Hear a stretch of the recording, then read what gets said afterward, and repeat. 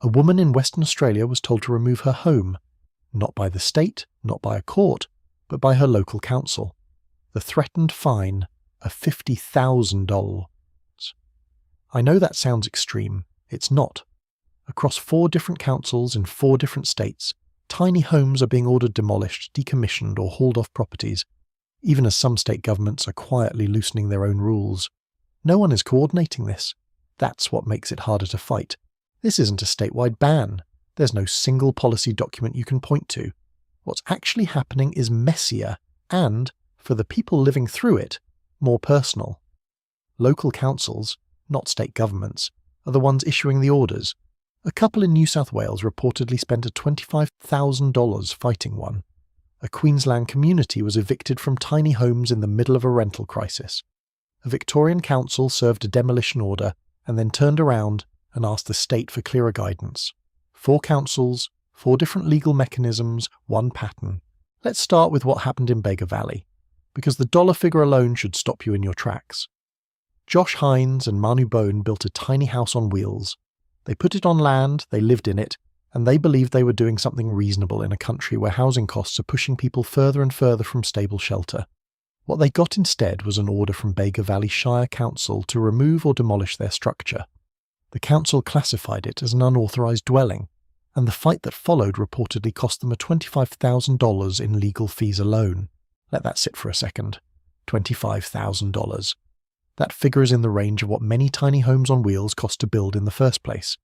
So the cost of fighting the removal order approached the cost of the home itself. That is not a footnote. That is the whole story of why most people in this situation don't fight. They move, they dismantle, they absorb the loss quietly. The core legal issue here is classification. A house on wheels sits in a grey zone between a vehicle, a caravan, and a dwelling. Bega Valley's position was clear. Without planning approval, this structure was not permitted on the land. The owner's position was equally clear. This was their home, and removing it was not a neutral administrative act. New South Wales does have pathways for movable dwellings and secondary structures under state planning instruments, but the operative word is pathways. Navigating them requires time, money, and often the assistance of a planning professional. For someone who built a tiny home precisely because they couldn't afford the conventional system, those requirements are not minor friction. They are a closed door dressed up as an open one. The Bega Valley case made 9 News in August 2025. It was reported as a human interest story. But the structure underneath the story is a legal conflict that local councils across the country are running into, and each one is resolving it differently, depending on how their planning schemes are written, how aggressive their enforcement culture is, and whether a building surveyor decides to pursue the case or let it drift. What residents in coastal New South Wales have been watching for years is a widening gap between what housing costs and what people can afford. The Bega Valley is not a wealthy postcode. Property prices have climbed, rental vacancies have tightened, and the people most likely to be living in a tiny home on a rural lot are exactly the people least able to absorb a 5-figure legal bill. Ask anyone who has dealt with a local council compliance notice, and they will tell you the same thing. The process is designed to wear you down. Objection windows are narrow, legal representation is expensive, and the council, unlike the individual resident, does not face financial exhaustion by continuing to push. The drawback here isn't the council's position alone, it's the total absence of a clear, consistent state-level definition of what a tiny home on wheels actually is under New South Wales law. Without that, every council is making a local call, and some of those local calls are costing families the equivalent of a full home deposit just to contest. The Bega Valley case didn't resolve the bigger question. It just gave one couple a very expensive education in how unresolved that question still is. Checkpoint. The next case didn't involve a legal bill. It involved something harder to put a number on, an eviction. In Queensland, residents were removed from temporary dwellings on a working piece of land, the year the first order landed 2023. The context that made it national news wasn't the fine. It was what was happening in the rental market at exactly the same moment. The image most people carry of the Sunshine Coast is beaches and hinterland tourism. Belli Park sits further back, rural, quiet, the kind of place where someone might reasonably think a few small structures on a private rural property would go unnoticed, or at least unchallenged. They were wrong. In June 2023, the ABC reported that Sunshine Coast Council had moved to evict residents from 4 tiny homes at Belli Park. These weren't squatters on public land. These were people living in small purpose-built dwellings on private rural property, in an area where the rental market had tightened so severely that conventional alternatives were, for many of them, simply not available. The council's position was grounded in planning law. Temporary dwellings on rural-zoned land carry strict conditions in Queensland. The landowner did not have approval for permanent or semi-permanent residential use.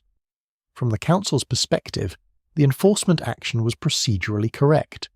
From the residents' perspective, they were being removed from the only housing they had access to, in a market that was offering them nothing else. Then, in October 2024, a second enforcement notice arrived, this time specifically ordering the decommissioning of 2 temporary dwellings. The landowner appealed the notice to the Queensland Development Tribunal. That appeal process is slow, it is technical, and while it proceeds, the residents caught in the middle are living under legal uncertainty about whether their homes will still exist next month. What makes the Sunshine Coast case particularly difficult to dismiss as a routine compliance matter is the timing. Queensland was, in 2023, in the middle of one of its worst rental crises in living memory. Vacancy rates in the Sunshine Coast region were sitting below 1% at points during that period. The people being evicted from Belli Park were not choosing tiny home living as an aesthetic preference. They were there because the alternative was a waiting list, a couch, or a car. Sunshine Coast Council did not invent this tension. The tension between local planning law and the lived reality of housing shortage is real, documented, and growing. But the council's enforcement action made a specific choice: procedural compliance over housing outcome. You can agree or disagree with that choice. What you cannot do is pretend there was no choice being made. The Queensland planning framework does technically allow temporary accommodation on rural land under certain conditions, including approval processes through the state's planning legislation. The landowner at Belli Park was attempting to use exactly those provisions. The council's view was that those provisions had not been met and were not being met. The appeal to the Queensland Development Tribunal was an attempt to get an independent ruling on where exactly the line sits. As of the reporting period that process was ongoing, no final order had been published. The drawback in the Sunshine Coast case is not just legal. It is geographic and economic. The Sunshine Coast hinterland has limited transport infrastructure. If you are evicted from a rural property and cannot access housing elsewhere in the region, the distance to the next viable option isn't inconvenient. It is life-disrupting. Medical services, employment, schools, all of it becomes harder when the only home you had is classified as non-compliant and ordered decommissioned. Residents in this situation don't have the luxury of treating it as a planning dispute. For them, it is a housing crisis measured in weeks, not in tribunal timelines. Checkpoint B. The next council didn't just issue an order. Its own building surveyor served the demolition notice, and then the council turned around and publicly asked the state government for clearer rules. One council, 2 contradictory acts. The building order was issued in July 2025. The question it raised has still not been answered. There's a detail in the Yarra Rangers case that doesn't appear in the others, and once you hear it, the whole picture of how this system works shifts. A building surveyor acting under Yarra Rangers Council's authority served a building order in July 2025, reported by the ABC, requiring a couple to either demolish their tiny house or prove it met the building code of Australia. That part is not unusual. Building orders exist to enforce minimum standards, and a council surveyor issuing one is doing exactly what the role is designed for. Here is the detail that changes it. The same council, in the same period, publicly stated that it needed more guidance from the Victorian state government on how to handle tiny homes. The council that issued the demolition order was simultaneously acknowledging that it didn't have a clear, definitive framework to issue it against. That is not a contradiction the council was hiding. They said it publicly. They asked the state to clarify. The state had not yet done so. This is what regulatory grey zones actually look like in practice. Not a clean ban, not a clear permission. An enforcement mechanism operating in advance of the policy framework that should be guiding it. Victoria has been working toward updated planning provisions for movable dwellings and alternative housing. The state has signalled a willingness to expand allowances for certain types of small, non-permanent structures in specific zones. But signalling a willingness and providing enforceable, consistent guidelines to councils are not the same thing. The gap between those two positions is exactly where the couple in Yarra Ranges found themselves. Their tiny home was not illegal in any clear, unambiguous statutory sense. It existed in a space where the building code applied in some interpretations, where caravan regulations might apply in others, and where neither framework had been specifically written with a modern tiny house on wheels in mind. The Yarra Ranges is not inner Melbourne. It is the green edge of the city. Ranges, forest, rural residential lots, small towns with gaps between them. It is the kind of landscape people move to specifically because land is cheaper and lifestyle is different. It is also a council area with a relatively active building compliance function, because the rural-urban fringe generates exactly the kind of ad hoc construction that planning rules were designed to address. What the couple facing the demolition order was navigating was not just a bureaucratic inconvenience. The building code compliance pathway, proving that a movable structure meets code requirements, requires engineering assessments, certifications, and documentation that are neither cheap nor fast. The alternative the council offered was demolition. Those are the two options: comply or demolish. The harder question the Yarra Ranges case forces into the open is this: who is supposed to be the expert on whether a tiny house on wheels meets building standards? The building surveyor who issued the order said it didn't, or at least that it hadn't been proven to. The owners argued it was engineered, it was safe, and it was their home. The council wanted state guidance.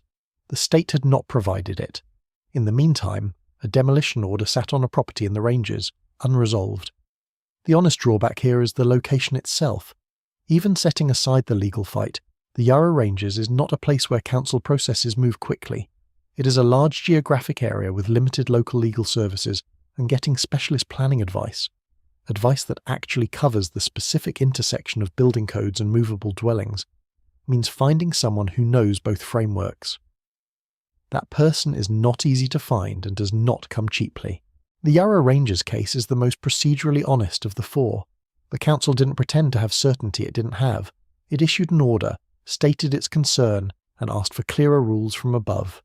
That's actually more transparency than most enforcement cases produce. It just didn't protect the couple who woke up one morning in July 2025 to a building order on their home. None of the three cases above compares to what happened in Wanneroo, not because the property was bigger or the community was louder, but because the numbers are harder to ignore and the contradiction at the centre of the case is built into state policy itself. Catherine Payne had a tiny home on her property in the city of Wanneroo, north of Perth. In October 2025, the ABC reported that the council had ordered her to remove it. The threatened fine for non-compliance of $50,000, not a legal bill, not an appeal cost, a direct financial penalty threatened by the council if she did not remove a structure from her own property. That figure of $50,000 is not the legal grey area. It is not a matter of interpretation. It is the number Wanneroo attached to non-compliance. To put that in context, a $50,000 is more than many Australian workers take home in a year. It is more than the construction cost of the tiny home itself in most cases. It is a number designed to make resistance financially impossible. You might think this sounds like a bureaucratic overreach that surely gets reversed on appeal. That's a reasonable instinct. But here's what makes this case different from the others.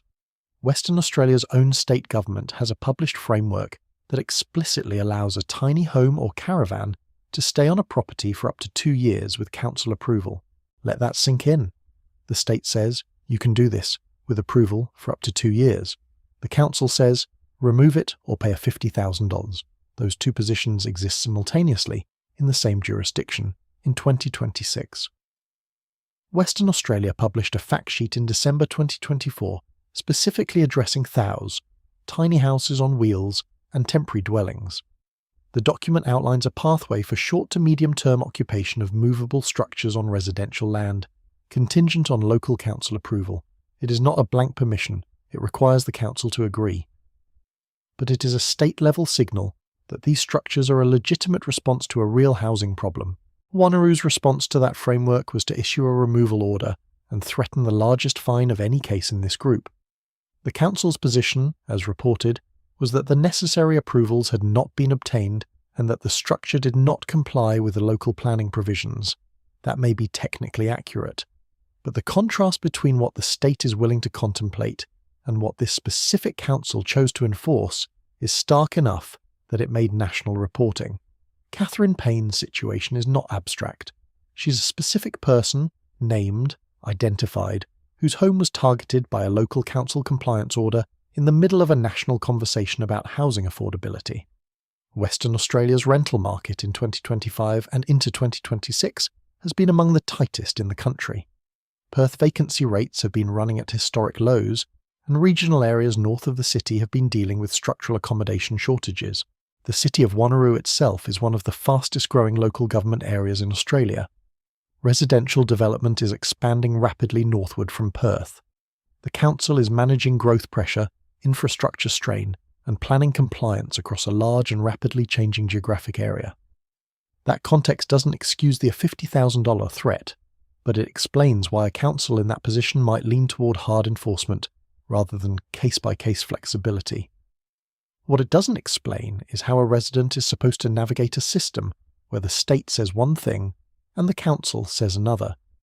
Residents in Wanneroo trying to understand their options in 2026 face a genuine conflict between state-level guidance and local enforcement practice. There is no single document that resolves it. The WA fact sheet is not binding on councils. Council approval is discretionary, and discretionary in Wanneroo's case came back as no. The drawback in Wanneroo's case is both financial and geographic. The city of Wanneroo extends a long way north of Perth. Parts of it are well serviced by the metropolitan infrastructure, other parts are not. If you are a person trying to use a tiny home on a rural or semi-rural lot to solve a housing problem, you are not doing so next to a bus stop and a community legal centre. Distance, isolation, and the cost of professional advice all operate against the resident and in favour of the council's compliance machinery. There's another dimension worth naming. Catherine Payne went public. The ABC covered it. Wanneroo became the most visible of these 4 cases precisely because she did not absorb the order quietly. Most people do absorb it quietly, and those cases never make the news, never enter the public record, and never contribute to any pressure for the policy clarity that might prevent the next one. The state versus council contradiction in Western Australia is not a technicality. It is a live fault line in Australian housing policy. The state is trying to signal that movable dwellings are a valid transitional housing solution.